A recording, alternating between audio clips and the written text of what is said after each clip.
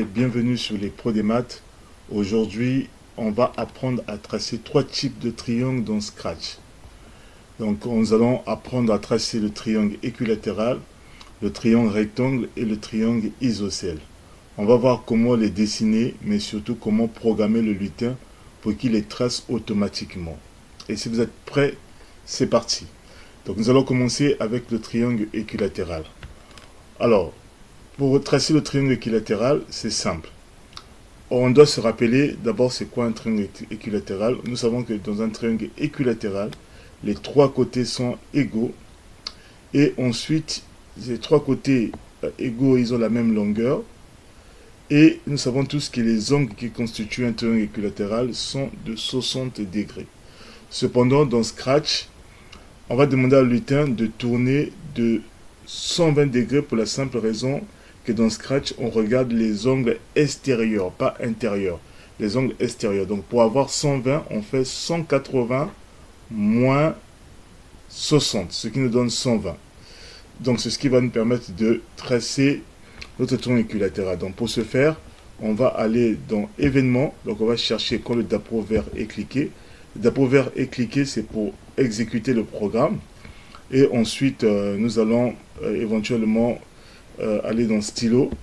On va prendre effacer tout. Ça, c'est pour enlever tout ce qui, pour effacer tout ce qu'il y a de trait ici à côté. Ensuite, on va prendre stylo en position d'écriture pour qu'il puisse tracer exactement ce que nous demandons.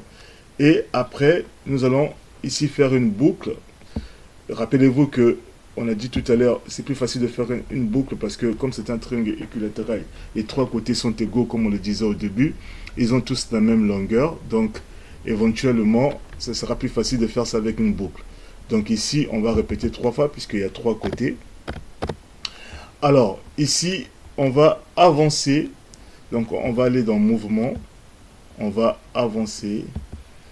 On va avancer 200. On va avancer 200. Et rappelez-vous tout à l'heure, on a dit qu'il nous faut tourner de 120. Parce qu'on tient compte de l'angle extérieur. Et donc, je crois qu'une fois que nous avons fait ça, je crois qu'on est plus ou moins bon pour obtenir notre triangle équilatéral. Donc, on va exécuter le programme et on va voir ce qu'il va nous donner. Donc, si on trace, on obtient bien un triangle équilatéral. Donc, si vous voulez l'agrandir à nouveau, vous pouvez prendre, si vous voulez changer même de couleur, vous pouvez rajouter ceci.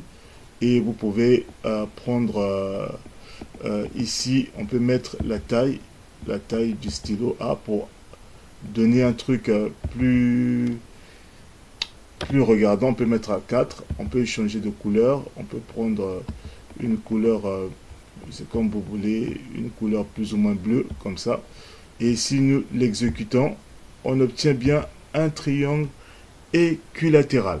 Ça, c'est pour tracer un triangle équilatéral. Donc, voici le programme de Scratch pour ça. Donc, c'est très simple. Comme je l'ai dit, on tient compte des angles extérieurs. Donc, au lieu d'écrire 60, on va plutôt faire 180 moins 60 pour obtenir l'angle, pour que nous puissions obtenir la figure que nous cherchons.